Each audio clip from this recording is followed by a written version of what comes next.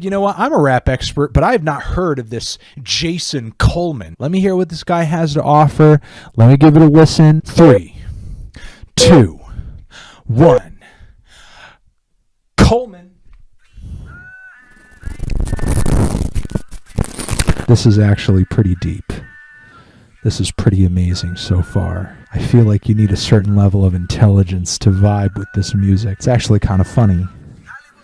I actually feel like a little smarter listening to this. I actually feel smarter than I normally do, and I'm usually pretty smart. What can really be said at this point that I or somebody else hasn't said already about J. Cole? Supposedly woke rapper who does mainstream numbers and yet somehow falls short of his full potential with nearly every release. In my opinion, there is nothing on J. Cole's first 2 records that would make him a poignant voice on really any topic. And as far as the conscious side of J. Cole's music goes, he doesn't exactly display the overwhelming passion or the flow or the logic or the knowledge of a guy like Kendrick Lamar. Here are things that I think will most likely make this project lacking. You know, sort of inherent issues that this album is going to be facing. Number 1, J. Cole is going to be playing second fiddle. Half of the time, all he's doing is just reminding me of other rappers. I did not care for the sound, the style, the production of this at all. Really from the start of it, where Cole was delivering these somewhat smooth, kind of Drake-ish vocal lines in a very wimpy singing voice. Once again, Cole fails to pass the expectations test. And I don't mean merely my expectations or the expectations that his audience puts on him by hyping him up. I mean the actual expectations he puts on his own tracks, with the song titles, with the album cover, with the messaging and the hooks. Oh my God. The head rush. The rush of intelligence. The consciousness rush. It's like 1,000 blinds of cocaine of intelligence all rushing my brain at once. It's not just Cole's lack of oomph that really ruins these songs or makes them forgettable, though. Sometimes it's sort of what he says too that's kind of outlandish, like the song Trouble, where honestly the lyrics to the hook on this track, especially at the end of the chorus where he says gunshots in the air but I ain't scared for my life, this entire chorus sounds like a rap parody. And even when Cole does pen a really focused, heartfelt track with a lot of passion behind it, like Let Nas Down, when you go back and dwell on that track, the lyrics in that track, and just the sentiment and the subject matter of that track, isn't the whole thing just ever so slightly pathetic? But truthfully, it's one of the most hideous sounding songs on the entire record. Give me a drink, give me smoke, give me a drink, give me a smoke. We have 2 contemporaries here who are not on equal footing, whether it be in terms of relevancy, whether it be in terms of hit making, whether it be in terms of artistic ability, whether it be in terms of critical acclaim and overall popularity. By every measure, J. Cole is underneath what Kendrick Lamar is doing. It's to the point where it was really like making me mad. I couldn't handle the irony of the track Cole World. He's rapping all over that song about how other rappers are ripping off his style and about how there's no innovation in the game. How can you say that when at the end of almost every one of your lines you're doing this Kanye West growl? The dude is turning into Drake, but it's not even good, introspective, deep, dark, sad Drake today. This is like mixtape Drake, except the hooks, singing, and beats do not pop. The momentum on the record picks up on the song Wet Dreams, which is basically hip-hop's biggest virginity anthem. We have refrains on here where Cole is rapping about whatever in his eyes, and it should come as no surprise. Such an obvious rhyme. Such a filler lyric. Why should it come as no surprise? That makes no sense. It adds nothing to what you're saying. That's just a placeholder bar. The Illuminati. They're working with the reptilians. I now know this because of J. Cole. I don't even need to use words to communicate with you anymore. I'm no longer a word slave. Because across J. Cole's discography, I feel like there's always been J. Cole, and then there is the reputation of J. Cole as this mega woke lyrical miracle with this laser-focused intensity on whatever song topic or profound truth that he's dropping in a song, when in actuality he's never truly been that, at least not for longer than a song or two. Which brings us to the song Fold and Close. Really the worst track on the record. Not just because of the obvious statements and filler lyrics where Cole is rapping about wanting to do the right thing, so much better than the wrong thing. We know that. We know that the right thing is better than the wrong thing. That's like saying the sky is blue. But really on this track, Cole is making a mountain out of a molehill. Nobody's gonna give you a medal for doing the laundry, dude. Of course J. Cole stans are gonna like whatever he does, you know, but the album is most likely going to be derided because J. Cole is not just on that level with Kendrick. And of course, because it is a love song and it is Cole, there has to be a handful of like sort of cringy bars worked into the track, rather than drawing me in closer to him like, oh, you came fast, I'm interested. It just makes me kind of wince and just think, why do I care? 7-Eleven was an inside job. You should know by now that I find this track to be a little boring and pretty patronizing and tone policey and gross.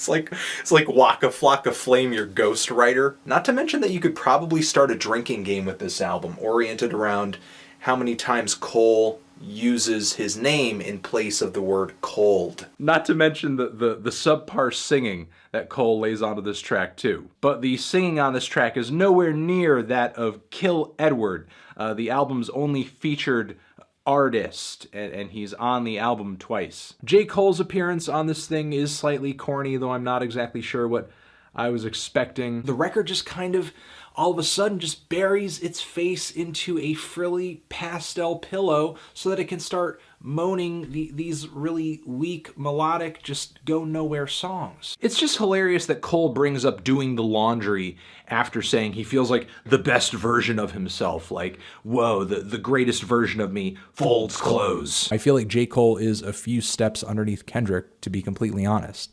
And the reason, well, I mean, because of that, I think Kendrick would essentially gain nothing from it. You can't start acting like the average IQ dude just because you've crossed paths with a woman who picked up a book. This album was just bland, nothing stuck out to me. The really muddy, distorted, kind of colorless production. Cole's delivery to me on this LP was a little more unenthusiastic than usual, and the food for thought tracks were just so incredibly middlebrow. My hack tells me 9/11 did 9/11. Deep state control. They're turning the frogs gay. Cole clearly thinks that just because he's past the very low bar of, well, I'm not making mindless crap, he can merely come through the record that overall sounds very low energy, very low structure, very low everything. But then J. Cole will just turn around and do a song like Mr. Nice Watch. And come on, if you've heard that song, let's admit it. That is a throwaway from Watch the Throne. He's not seeing that his efforts are just merely building up to be footprints that are going to get washed away in the waves. If the track Crooked Smile with TLC on this LP isn't begging to be washed away, I don't know what is. Lil Baby, the last person you would ever expect this from, like drops one of the wokest fucking songs in reaction to all of this shit, and yet it is J. Cole who is bending the knee and saying, I cannot speak to this, I'm just not smart enough. There's the song No Role Models, which seems like it could have been a really interesting concept just from the title alone. But the track itself, lyrically, Cole just kind of catches a feel over the lack of dateable women at his B-list celebrity level of fame. Saying that he doesn't want to date someone from a reality show because those people are shallow, but there are numerous points all over this record where Cole himself displays a somewhat shallow mentality. And I do the laundry at my house. When I do, I don't gotta write a fucking song about it. And finally, I think my last critique of this thing, we're gonna leave it at this final one over here. Numero 5, Cole would hold Kendrick back, or he would fail to keep up with Kendrick. He can't stop referencing or rapping about his incredibly incremental impact and progress within the rap industry as a whole. At one point, J. Cole was known as that guy that Jay-Z signed, and rather than overcoming that label and progressing past it and coming into his own, he is quick to remind us of that. I think this track is very Little Dick energy. The more commercial projects I hear from J. Cole, the question of what makes him special becomes harder to answer. Cole saying, I'm telling you guys all this good stuff. I'm telling you what to do and what not to do, and none of you are doing what I say. None of you are listening to me. Which is a little desperate, and it's most likely connected to Cole's ego in some way. I get that the song is about the simple things in a way, sure, but Cole goes about portraying them in such a corny fashion that it's just such a skippable track. He's kind of middle of the road. You know, he's not so highbrow, he's not so lowbrow, he's just somewhere in the middle. He's not saying the most thoughtful or conscious stuff you've ever heard, nor is he making the most forward-thinking hip-hop out there as far as like instrumentals and just overall vibe and aesthetic goes. He's not as artsy as a Kendrick Lamar. He doesn't have a To Pimp a Butterfly in his discography. Kendrick would either need to sort of, I guess, kind of simplify it to, you know, sort of be more on a J. Cole level, or, you know, I think the flip side of that, the negative flip side of that is, you know, do the full concept and have J. Cole essentially plugged into the album in a really kind of lazy, formulaic, I don't know, predictable way. So he takes all this stuff, he rounds all of it up, only to put a cherry on top and tell the audience, meditate. Don't medicate. And I don't know, maybe that message turns heads at a local DARE program or a food co-op. Tons of other rappers have stepped up and artistically met this moment with a song that is about the problem, about the situation, about the struggle, about the deaths, the lives, the suffering. And J. Cole is over here, me. And frankly, it's really sad.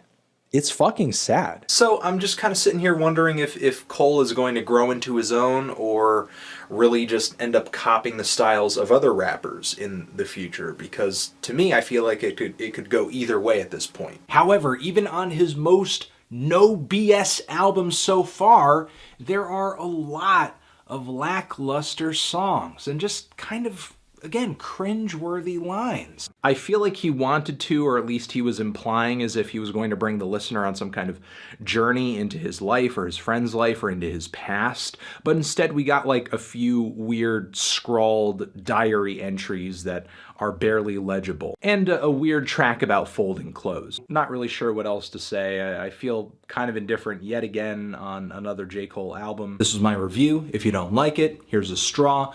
Only the strong subscribe. All mistakes were intentional. Anthony Fantano, J. Cole.